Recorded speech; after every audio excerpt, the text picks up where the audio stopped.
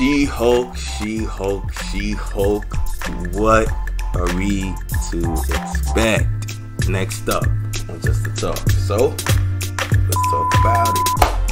And welcome to the Flicks, Picks, and Nitpicks. And I am your humble host, Low718. And hopefully by this time you've already seen my trailer review for She-Hulk.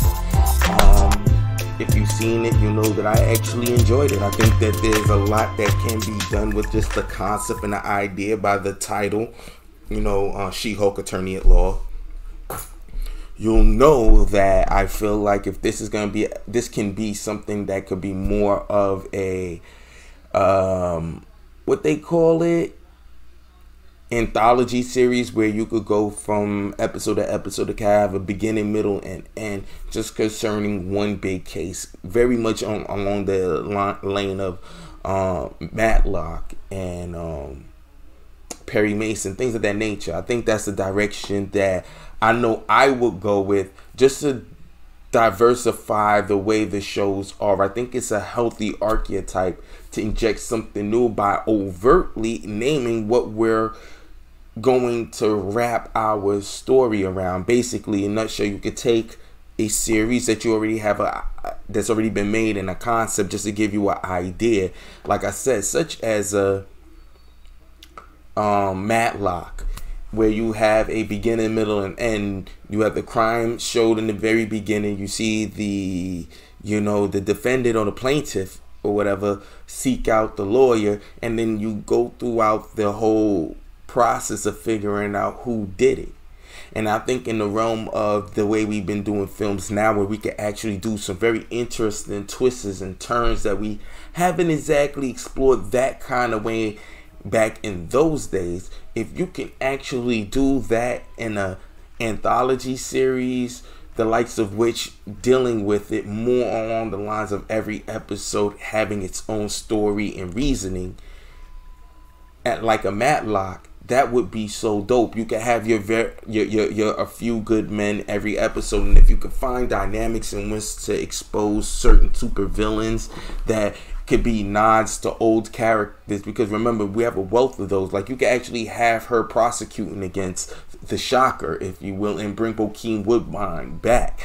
Like, this is an interesting way where you can actually play with what's already around there in the series, but deal with villains that are lesser known, but pull them into this series and kind of like develop them, and also add more to the bigger tapestry that's the MCU, and also kind of develop future stories and future reasonings for these characters, or tie up loose ends right there with her.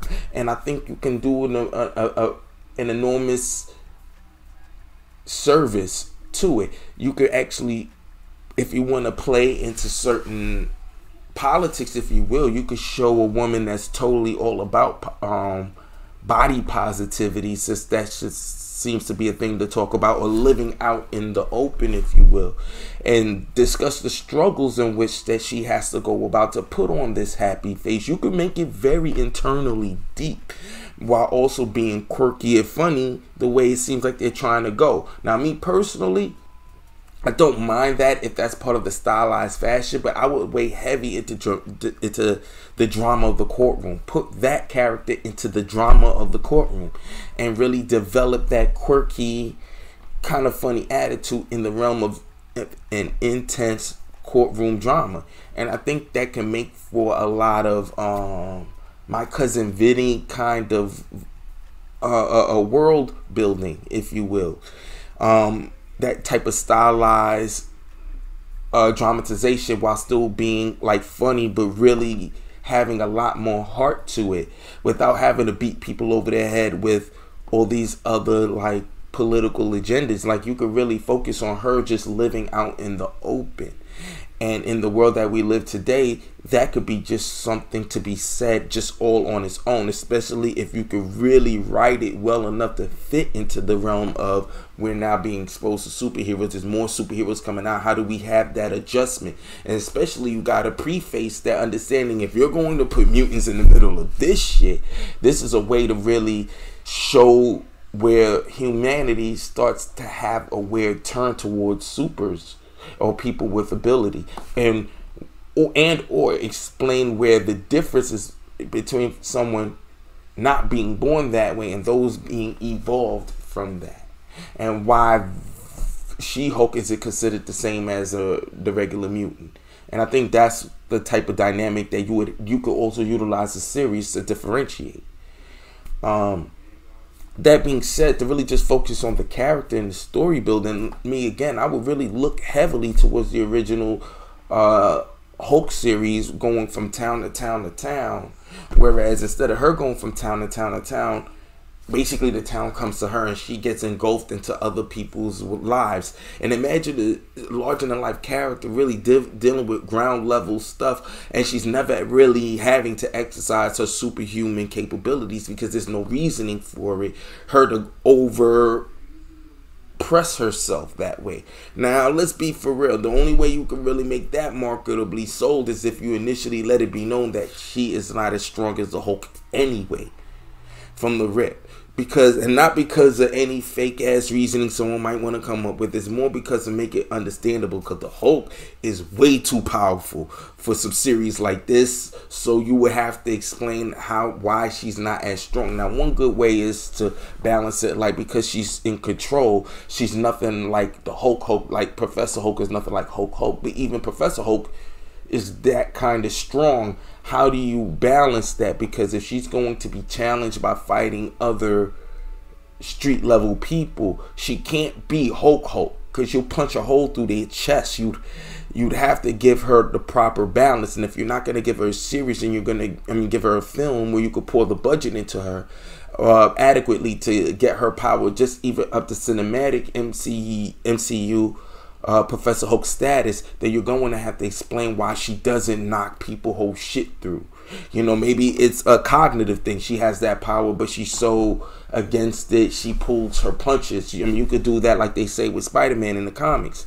There's ways you could try and do it, but you're going to have to explain that for guys that are paying attention to the series to the extent that it has to all make sense. And as you build on the world that you've already built, and you've kind of sold it by making sure that you tied up all your ends better than anybody else has, you want to make sure you keep that at the front lobe of how you push your universe. Otherwise, when you start doing, well, anything goes, then we're going to feel like we're going to get the Fox X-Men treatment. Even though we were able to get over it and enjoy the film series, it left a huge shadow on the continuity of these characters when you have characters that are popping up chronologically when there's no way they should have met. Because if you follow the storyline, this character doesn't show up in this day and these ages. He shows up way later, like Angel. So you have to be mindful of how far you go into selling it as it being highbrow, because you have your continuity together. And then when you say continuity, quote unquote continuity, smartinuity, and you're throwing it against the wall, then you gotta lean into it like that, like X-Men did. But you can't try and ride both sides of the fence, because you're gonna hurt your franchise doing so moving forward. What I would suggest is you just either explain it that give her a reason why she doesn't fight anybody that is to her needed level, or have another villain growing in the background of these stories while we focus on it as a dramatized series, but give an overarching villain that may throw something at her that will force her to exercise a true power, a skill set, at least enough to keep it still a comic book movie where she's challenged physically, because her power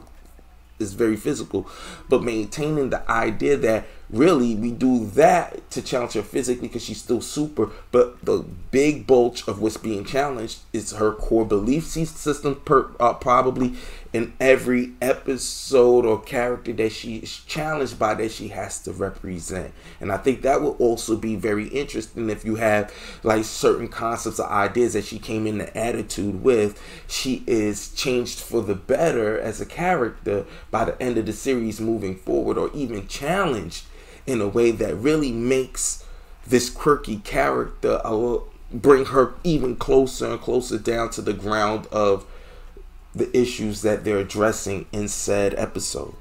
I think they're going to have to challenge this character in a very different way with respect to the budget, because I know I'm talking, some people might say, hey, just give her this villain and that villain. That's cool, but we got to also remember there's a budget behind this, and it's getting spread out over a certain amount of episodes. So you don't want to exhaust your budget that way, especially for a character that has to be on screen all the time green. And the way they're selling it is that she's not going to do that all the time.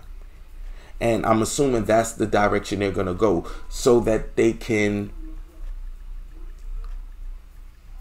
adjust for how much it will cost to put her in green all the time in every episode, because then that will be, every episode would have to have a lot of visual VFX applied to it, and that's going to just run up the bill. The smarter way to do it is like they tried to do with the Beast, which I didn't really too care for, was to make him kind of get angry and he could kind of beast out. Well, make her Hulk out whenever she wants, but when she hulks out, she's still in complete frame of mind. And maybe by the end of the episode, you'll see her coming to the courtroom feeling more comfortable living out loud, if you will, which is kind of what you would want to play into. It's part of the recipe of most films to actually tap in on things that's in the real world. Unfortunately, because we've overdone it, it can kind of explode into a weird way. What I would suggest is to lean into it in a proper way that makes sense towards a character. And I think you have enough character, enough concept right there to do it without anyone having to really, when they think about it, be like, well, did they force anything? That's kind of the character. She has to live out loud, if you will. You know what I'm saying? She has to be herself and comfortable in her own skin and living that way. And that is kind of like the strength of the character. And if you want to bring that and express that onto the screen, this is the time when you actually have a character that actually fits this type of direction that you would probably want to politically support. But you do it in a very fugazi way, forcing it into films that have certain tropes, you know what I mean, of what you're wanting to go for, but you didn't really need to do it as it pertains to that character. So now you force something on a character that wasn't necessary, whereas in this story with this character, you can massage some of those themes that you're trying to hit on naturally and progressively with this character as she continues on throughout the series. And I think this is a better character to actually exercise that option with. Now, I'm curious to know what you guys thought about the She-Hulk trailer. I think this can actually be very interesting, but going off the trailer from what I saw, I don't think that they're going to employ any of the ideas and concepts that I actually considered. If anything, they might, I mean, especially in terms of an anthology series, She-Hulk Attorney at Law. The trailer doesn't seem to support it, nor not support it. I mean, remember, it's just the first trailer. And that's why I'm a little worried with, and it's unfortunate to say worried, but I'm worried because I'm not exactly sure the direction this series really wants to go in. By title, I guess they want to showcase the lawyer aspect of her, but how so? You know, is it going to be more about her as a lawyer second, or like Matlock, lead with the story first but develop the characters through the stories, because we kind of know the characters anyway, but if we want to get to know them any more better, it's through the stories that they're challenged with that will unlock all those moments in which we can go and develop the character even further. And I'm not exactly sure that's what they're giving in the trailer, but they're giving something very different. And then giving something more along the lines of a sitcom to feel, if you will, to me. Especially how she'll bounce off of Professor Hulk, if you will.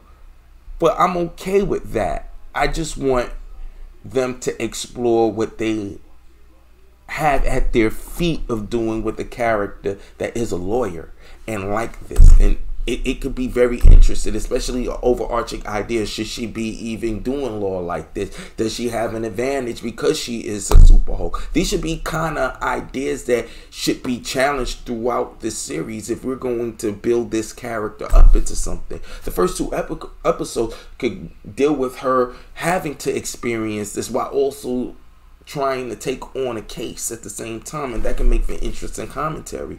But then as we get on and on throughout the first season, she owns it. Then we have to deal with the legalities of can she come into the courtroom like that, and how the world can adjust to her living out loud, quote unquote, if you will. I hate that terminology because it's so overused, but it actually is fitting here. That's why I'm using it, because this is where it can actually make sense. But I'm still a firm believer of not being corny about it. Like, make it organic to the character. Make it make sense to the character. And there's a lot of tools and possibilities in which you can do that. And I hope they do explore it in this series. But leave it in the comments below. Let me know what you guys think about She-Hulk. Did you like the trailer? Are you excited? Or are you optimistic? Leave it in the comments below, man. Let me know what you think. And as always, like, share, subscribe. See you next time. And as always, to have a better outro. Chill.